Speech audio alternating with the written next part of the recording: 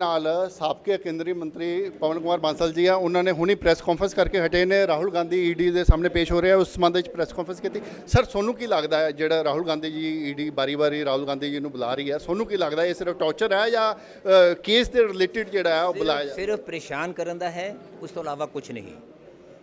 ਕੋਈ ਉਹਨਾਂ ਦੇ ਖਿਲਾਫ ਕੁਝ ਹੈ ਨਹੀਂ, ਕੁਝ ਕੱਢਿਆ ਨਹੀਂ ਜਾ ਸਕਦਾ, ਕੁਝ ਮੈਨੂਫੈਕਚਰ ਨਹੀਂ ਕੀਤਾ ਜਾ ਸਕਦਾ, ਸਿਰਫ ਲੋਕਾਂ ਦੇ ਮਨ 'ਚ ਭਰਮ ਪਾਇਆ ਜਾ ਸਕਦਾ ਹੈ।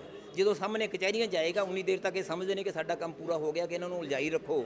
ਇਹ ਇੱਕ ਵਾਜਬ ਰਾਜਨੀਤਿਕ ਪੋਲੀਟੀਕਲ ਐਕਟੀਵਿਟੀ ਤੋਂ ਪਾਸੇ ਹਟ ਕੇ 3-3 4-4 ਦਿਨ ਉੱਥੇ ਲਾਉਂਦੇ ਰਹੇ ਹਨ। ਅੱਜ ਰਾਸ਼ਟਰਪਤੀ ਦੇ ਚੋਣ ਵਾਸਤੇ ਇੱਕ ਓਪੋਜੀਸ਼ਨ ਦੇ ਗਰੁੱਪ ਨੇ ਮੀਟਿੰਗ ਕਰਨੀ ਸੀ, ਉਹਦੇ ਵਿੱਚ ਨਾ ਜਾ ਸਕਣ, ਇਹਨਾਂ ਨੂੰ ਦੂਜੇ ਪਾਸੇ ਰੱਖ ਕੇ ਉਲਝਾਏ ਰੱਖੀਏ ਤੇ ਇਹਨਾਂ ਤੇ ਐਂ ਪਾ ਦਈਏ ਕਿ ਜਿਵੇਂ ਕਿ ਮੁਲਜ਼ਮ ਹੁੰਦੇ ਨੇ ਉਵੇਂ ਕਟਗਰੀ ਦੇ ਵਿੱਚ ਖੜਾ ਕਰ ਦਿਓ। ਕੋਈ ਇਹਨਾਂ ਦੇ ਖਿਲਾਫ ਕੁਝ ਨਹੀਂ। ਸਰਕਾਰ ਨੂੰ ਪਤਾ ਹੋਣਾ ਚਾਹੀਦਾ ਕਿ ਮਨੀ ਲਾਂਡਰਿੰਗ ਦਾ ਮਤਲਬ ਕੀ ਹੈ। ਮਨੀ ਲਾਂਡਰਿੰਗ ਪ੍ਰੀਸਪੋਜ਼ ਕਰਦੀ ਹੈ ਕਿ ਪਹਿਲਾਂ ਕੋਈ ਕਾਲਾ ਧਨ ਹੈ, ਕਿਸੇ ਨੇ ਟੈਰਰ ਦੇ ਰਾਹੀਂ, ਕਿਸੇ ਨੇ ਰਿਸ਼ਵਤ ਦੇ ਰਾਹੀਂ, ਕਿਸੇ ਨੇ ਡਰੱਗਸ ਦੇ ਰਾਹੀਂ, ਸਮਗਲਿੰਗ ਦੇ ਰਾਹੀਂ ਕੋਈ ਪੈਸਾ ਇਕੱਠਾ ਕਰ ਲਿਆ ਜਿਹੜਾ ਕਿ ਚੈਨਲਸ ਦੇ ਵਿੱਚ ਨਹੀਂ ਹੈ, ਜਿੱਥੇ ਟੈਕਸਿਸ ਨਹੀਂ ਪੇ ਹੋਏ, ਉਹਨੂੰ ਬਾਅਦ ਦੇ ਵਿੱਚ ਉਹ ਅਲੱਗ-ਅਲੱਗ ਢੰਗ ਦੇ ਨਾਲ ਇਸ ਬਣਾਉਣ ਲੱਗਿਆ ਲੀਗਲ। ਵਾਈਟ ਸ਼ਬਦ ਨਹੀਂ ਹੈ, ਇਸ ਕਰਕੇ ਮੈਂ ਕਾਲਾ ਧਨ ਚਿੱਟਾ ਧਨ ਨਹੀਂ ਕਹਿ ਰਿਹਾ, ਪਰ ਕਾਲੇ ਧਨ ਤੋਂ ਉਲਟ ਉਹਨੂੰ ਮੁੜ ਕੇ ਸਰਕੂਲੇਸ਼ਨ 'ਚ ਲਿਆਉਣ ਲੱਗਿਆ। ਉਹ ਗੱਲ ਹੀ ਨਹੀਂ ਹੈ। ਇੱਥੇ ਇਹ ਉਹ ਅਖਬਾਰ ਜਿਹੜਾ ਕਿ ਆਜ਼ਾਦੀ ਦੀ ਲੜਾਈ ਦੇ ਸਮੇਂ ਪੰਡਿਤ ਜਵਾਹਰ ਲਾਲ ਨਹਿਰੂ ਅਤੇ ਹੋਰ ਆਜ਼ਾਦੀ ਦੇ ਘੁਲਾਟੀਆਂ ਨੇ ਉਸ ਵਕਤ ਚਲਾਇਆ ਸੀ, ਅਗਰ ਉਸ ਅਖਬਾਰ ਨੂੰ ਚੱਲਦਾ ਰੱਖਣ ਵਾਸਤੇ ਕਾਂਗਰਸ ਨੇ ਉਹਨਾਂ ਨੂੰ ਸਮੇਂ-ਸਮੇਂ 'ਤੇ ਇਮਦਾਦ ਕਰ ਦਿੱਤੀ। ਉਹ ਪੈਸਾ ਜਿਹੜਾ ਕਿ ਕਾਂਗਰਸ ਤੋਂ ਬਾਕਾਇਦਾ ਬੈਂਕ ਅਕਾਊਂਟਸ ਦੇ ਰਾਹ ਨਹੀਂ ਗਿਆ ਹੋਇਆ, ਉਹਨਾਂ ਨੇ ਅਕਾਊਂਟਸ ਦੇ ਉਹਨਾਂ ਕੋਲ ਪਹੁੰਚ ਚੁੱਕਿਆ, ਬੈਂਕ ਈਡੀ ਕੋਲੇ ਅਕਾਊਂਟਸ ਦੀਆਂ ਉਹ ਕਾਪੀਆਂ ਲੈ ਚੁੱਕੇ ਨੇ, ਸਭ ਕੁਝ ਹੋ ਚੁੱਕਿਆ ਹੈ। ਉਹ ਉਹਨਾਂ ਦੇ ਕੋਲੇ ਗਿਆ ਹੈ, ਉਹ ਸਾਡੇ ਅਕਾਊਂਟਸ ਦੇ ਵਿੱਚ ਹੈ, AICC ਦੇ ਵਿੱਚ, AJL ਦੇ ਅਕਾਊਂਟ ਵਿੱਚ ਹੈ। ਅਤੇ ਉਸ ਤੋਂ ਬਾਅਦ ਉਹ ਅਸਾਈਨ ਕੀਤਾ ਯੰਗ ਇੰਡੀਅਨ ਨੂੰ। ਯੰਗ ਇੰਡੀਅਨ ਮਾਲਿਕ ਨਹੀਂ ਬਣਿਆ। ਯੰਗ ਇੰਡੀਅਨ ਨੇ ਉਹਦਾ ਜਿਹੜਾ ਹੈ AJL, ਉਹਦੇ ਵਿੱਚ ਸ਼ੇਅਰ ਹੋਏ ਨੇ ਜ਼ਰੂਰ, ਮੈਜੋਰਿਟੀ ਸ਼ੇਅਰਸ।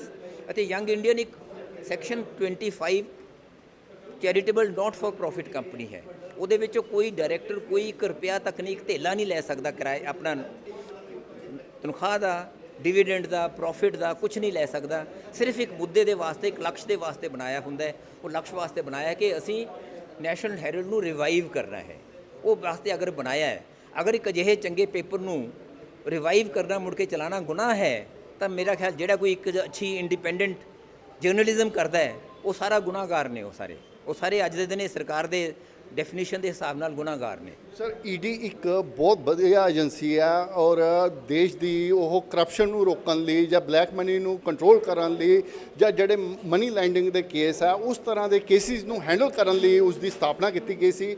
ਔਰ ਹਾਈ ਲੈਵਲ 'ਤੇ, ਮੈਂ CBI ਦੇ ਬਰਾਬਰ ਦੀ ਏਜੰਸੀ ਹੈ, ਸੈਂਟਰ ਦੀ ਏਜੰਸੀ ਹੈ। ਫਿਰ ਆਪਾਂ ਇਹ ਮੰਨੀਏ ਵੀ ਉਸ ਏਜੰਸੀ 'ਤੇ ਸਾਨੂੰ ਵਿਸ਼ਵਾਸ ਨਹੀਂ, ਜਾਂ ਸਰਕਾਰ ਉਸ ਨੂੰ ਏਜੰਸੀ ਨੂੰ ਆਪਣੇ ਹਿਸਾਬ ਨਾਲ ਅੱਜ ਇਹ ਸਰਕਾਰ ਨੇ ਸਾਰੀਆਂ ਏਜੰਸੀਜ਼ ਜਿੰਨੀਆਂ ਇੰਡੀਪੈਂਡੈਂਟ ਆਜ਼ਾਦੀ ਦੇ ਦਿਨਾਂ ਦੀ ਸਾਡੇ ਆਪਣੇ ਸੰਵਿਧਾਨ ਦੇ ਤਹਿਤ ਬਣਾਈਆਂ ਹੋਈਆਂ ਇੰਸਟੀਟਿਊਸ਼ਨਸ ਨੇ, ਇੱਥੋਂ ਤੱਕ ਕਿ ਜੁਡੀਸ਼ਰੀ ਨੂੰ ਵੀ ਇਹ ਕੀ ਕਰਨ ਲੱਗੇ ਹੋਏ ਨੇ। ਇਹਨਾਂ ਨੇ ਕਿਸ ਢੰਗ ਦੇ ਨਾਲ ਸਾਰੀਆਂ ਅਪੁਆਇੰਟਮੈਂਟਸ ਦਾ ਸਿਸਟਮ ਬਣਾ ਲਿੱਤਾ। ਉਹ ਹਰ ਇੱਕ ਚੀਜ਼ ਆਪਣੇ ਹੱਥ ਵਿੱਚ ਲੈਣ ਲੱਗੀ ਹੋਈ ਹੈ। ਇਸ ਵਕਤ ਜਿਹੜਾ ਕਿ ਉਸ ਵਕਤ ਕਚਹਿਰੀ ਦੇ ਵਿੱਚ ਕਿਸੇ ਵਕਤ ਕਿਸੇ ਨੇ ਕਿਹਾ ਸੀ, ਜੱਜਿਸ ਨੇ, ਕਿ ਵੀ ਆਰ ਨਾਟ ਦੀ ਕੇਜਡ ਪੈਰਟਸ। ਅੱਜ ਇਹਨਾਂ ਨੇ ਸਾਰਿਆਂ ਨੂੰ ਹੀ ਉਹ ਤੋਤੇ ਬਣਾ ਦਿੱਤਾ ਕਿ ਜਿਹੜੀ ਭਾਸ਼ਾ ਅਸੀਂ ਕਹਿੰਦੇ ਹਾਂ ਤੁਸੀਂ ਉਹ ਭਾਸ਼ਾ ਬੋਲੋ। ਕੋਈ ਕੁਝ ਨਹੀਂ ਕਰ ਸਕਦਾ। ਤੁਸੀਂ ਇਹ ਵੇਖ ਲਓ, ਜਿਹੜੇ ਵੱਡੇ ਅਖਬਾਰ, ਵੱਡੇ ਮਾਲਕਾਂ ਦੇ ਅਖਬਾਰ ਜਾਂ ਚੈਨਲਸ ਨੇ, ਉਹਨਾਂ ਦੇ ਉਲਟ ਤੁਸੀਂ ਕੋਈ ਸੋਚ ਕੇ ਕੁਝ ਲਿਖ ਕੇ ਦੇ ਸਕਦੇ ਹੋ? ਅੱਜ ਦੇ ਦਿਨ ਕੁਝ ਖਬਰ ਭੇਜ ਸਕਦੇ ਹੋ? ਤੁਸੀਂ ਮੇਰਾ ਲਿਖੋਗੇ, ਜੇ ਅਗਰ ਅੱਗੇ ਉਹ ਐਡਿਟ ਕਰਨਗੇ, ਉਹਨਾਂ ਨੂੰ ਪਸੰਦ ਆਏਗਾ ਤਾਂ ਅੱਗੇ ਚੱਲੇਗਾ, ਨਹੀਂ ਤੁਹਾਡੀ ਮੇਰੀ ਸਾਰੀ ਗੱਲ ਕੀਤੀ ਫਜ਼ੂਲ ਜਾਏਗੀ। ਜਿਹੜੀ ਉਹਨਾਂ ਨੂੰ ਲੱਗਦੀ ਹੈ ਕਿ ਕੋਈ ਸਰਕਾਰ ਦੇ ਉਲਟ, ਅਸੀਂ ਕਾਂਗਰਸ ਦੇ ਉਲਟ ਪਵਨ ਬਾਂਸਲ ਤੋਂ ਕੁਝ ਕਢਵਾ ਲਈਏ, ਇੱਕ ਸ਼ਬਦ ਵੀ, ਉਹਨੂੰ ਤਾਂ ਵੱਡਾ ਦਿਖਾ ਦੇਣਗੇ ਬ੍ਰੇਕਿੰਗ ਨਿਊਜ਼। ਅਗਰ ਅਸੀਂ ਸਰਕਾਰ ਦੇ ਉਲਟ ਕਹਿੰਦੇ ਹਾਂ, ਕੀ ਉਹਨੂੰ ਦਿਖਾਣਗੇ? ਅਗਰ ਇਹ ਹਾਲ ਕਰ ਰੱਖਿਆ ਇਹਨਾਂ ਨੇ ਹਰ ਇੱਕ ਦਾ ਹੀ, ਤਾਂ ਏਜੰਸੀਜ਼ ਕੀ ਚੀਜ਼ਾਂ ਰਹਿ ਗਈਆਂ? ਉਹ ਵੀ ਇੰਡੀਵਿਜੂਅਲਸ ਨੇ। ਹਰ ਇੱਕ ਚੀਜ਼ 'ਤੇ ਜਿਹੜਾ ਕੋਈ ਬੈਠਾ ਹੈ ਉਹਨੂੰ ਅਗਰ ਹਦਾਇਤ ਹੀ ਹੋਗੀ, ਤੇਰਾ ਕੰਮ ਹੈ ਕਿ ਤੂੰ ਇਹ ਕਰਕੇ ਦਿਖਾਣਾ ਹੈ, ਕੌਣ ਕੀ ਕਰੇਗਾ? ਪਰ ਸਰ, ਈਡੀ ਦੇ ਖਿਲਾਫ ਫਿਰ ਅਸੀਂ ਕੋਰਟ ਜਾ ਸਕਦੇ ਹਾਂ। ਕੋਰਟ ਇੰਡੀਪੈਂਡੈਂਟ ਏਜੰਸੀ ਹੈ। ਕੋਰਟ ਤਾਂ ਈਡੀ ਜਾਏਗਾ ਖੁਦ ਸਾਡੇ ਖਿਲਾਫ, ਉਦੋਂ ਜੁੱਤੇ ਪਹਿਨਗੇ ਸਰਕਾਰ ਦੇ ਖਿਲਾਫ, ਤਾਂ ਈਡੀ ਨੂੰ ਵੀ ਪਤਾ ਲੱਗੇਗਾ ਉਸ ਵਕਤ। ਈਡੀ ਜਾਏਗਾ ਕੋਰਟ ਦੇ ਵਿੱਚ ਤਾਂ ਜਦੋਂ ਸਾਡੇ ਤੇ ਕੇਸ ਚਲਾਉਣਗੇ ਕਿ ਇਹਨਾਂ ਨੇ ਇਹ ਕਰ ਲਿਆ, ਚਲਾਨ ਪੇਸ਼ ਕਰਨਗੇ, ਉਦੋਂ ਪਹਿਲੀ ਗੱਲ ਉਹ ਪੁੱਛਣਗੇ ਵੀ ਇਹ ਮਨੀ ਲਾਂਡਰਿੰਗ ਕਿੱਥੋਂ ਆ ਗਈ। ਮਨੀ ਲਾਂਡਰਿੰਗ ਦਾ ਮਤਲਬ ਕੀ ਹੋਇਆ? ਅੱਜ ਤੱਕ ਤੁਹਾਨੂੰ ਕਾਇਦਾ ਪੜ੍ਹਾਈਏ ਕਿ ਵਾਟ ਇਜ਼ ਮਨੀ ਲਾਂਡਰਿੰਗ। ਇੱਥੇ ਪੈਸਾ ਮੰਨਦੇ ਹਾਂ AICC ਨੇ ਦਿੱਤਾ, ਮੈਂ ਫਿਰ ਕਹਿ ਰਿਹਾ, AJL ਮੰਨਦਾ ਹੈ ਅਸੀਂ ਲਿੱਤਾ, AICC ਮੰਨਦਾ ਕਿ ਅਸੀਂ ਅਸਾਈਨ ਕੀਤਾ ਉਹਨਾਂ ਨੂੰ, ਯੰਗ ਇੰਡੀਅਨ ਨੂੰ।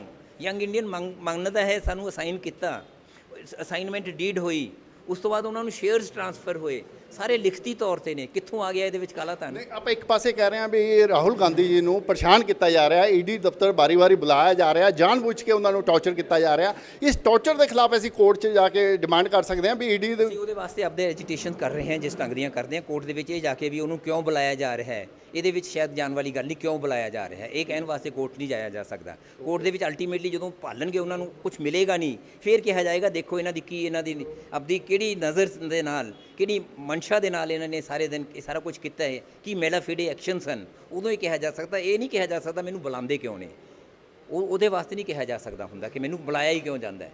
ਅਗਰ ਈਡੀ ਕਿਸੇ ਨੂੰ ਬੁਲਾਉਂਦਾ ਹੈ, ਅਗਰ ਅਸੀਂ ਕਾਨੂੰਨ ਦੇ ਪਾਲਕ ਹਾਂ, ਕਾਨੂੰਨ ਦੀ ਨੂੰ ਮੰਨਦੇ ਹਾਂ, ਅਗਰ ਸਾਨੂੰ ਕੋਈ ਸਮਝ ਆਉਂਦੇ ਨੇ ਸਾਨੂੰ ਜਾਣਾ ਬਣਦਾ ਹੈ। ਪਰ ਇਹ ਉਹਨਾਂ ਦੀ ਅਗਾਂਹ ਗੁੱਡ ਸਹੀ ਹੈ, ਕੋਈ ਚੀਜ਼ ਇਹਨਾਂ ਦੇ ਖਿਲਾਫ ਨਹੀਂ, ਕੁਝ ਨਿਕਲ ਨਹੀਂ ਰਹੀ, ਵਿਰੋਧ ਉਸ ਚੀਜ਼ ਦੇ ਹੈ।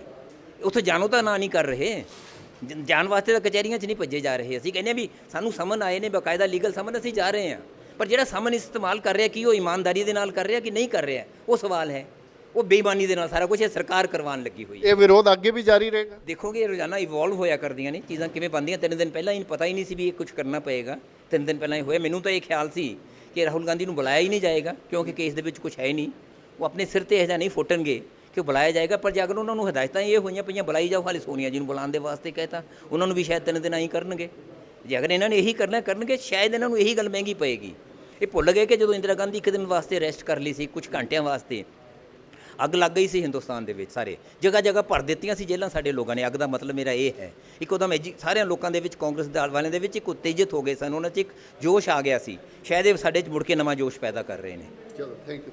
ਇਹ ਸੀਗੇ ਸਾਬਕਾ ਕੇਂਦਰੀ ਮੰਤਰੀ ਪਵਨ ਕੁਮਾਰ ਬਾਂਸਲ ਜੀ, ਜਿਨ੍ਹਾਂ ਦਾ ਕਹਿਣਾ ਹੈ, ਉਹਨਾਂ ਨੇ ਸਪੈਸ਼ਲੀ ਇੰਦਰਾ ਗਾਂਧੀ ਜੀ ਦਾ ਉਦਾਹਰਨ ਦਿੰਦੇ ਹੋਏ ਸਮਝਾਇਆ ਕਿ ਅਗਰ ਰਾਹੁਲ ਗਾਂਧੀ ਅਤੇ ਸੋਨੀਆ ਗਾਂਧੀ ਜੀ ਨਾਲ ਕੁਝ ਅਜਿਹਾ ਹੋਇਆ ਤਾਂ ਦੇਸ਼ ਦੀਆਂ ਜੇਲ੍ਹਾਂ ਜਿਹੜੀਆਂ ਕਾਂਗਰਸ ਦੇ ਕਾਰਜਕਰਤਾਵਾਂ ਨਾਲ ਭਰ ਦਿੱਤੀਆਂ ਜਾਣਗੀਆਂ। ਮੈਂ ਦਿਨੇਸ਼ ਗੋਲ, ਕੈਮਰਾਮੈਨ ਉਮਾ ਯਾਦਵ ਦੇ ਨਾਲ, ਦੈਨਿਕ ਸਵੇਰਾ ਟੀਵੀ ਲਈ ਚੰਡੀਗੜ੍ਹ ਤੋਂ। ਬਾਬਾ ਯਾਮੀਨ ਬੰਗਾਲੀ 골ਡ ਮੈਡਲਿਸਟ ਤੁਹਾਡੇ ਸ਼ਹਿਰ 'ਚ ਪਹਿਲੀ ਵਾਰ ਅਦਭੁਤ ਸ਼ਕਤੀ ਚਮਤਕਾਰ ਵੇਖੋ।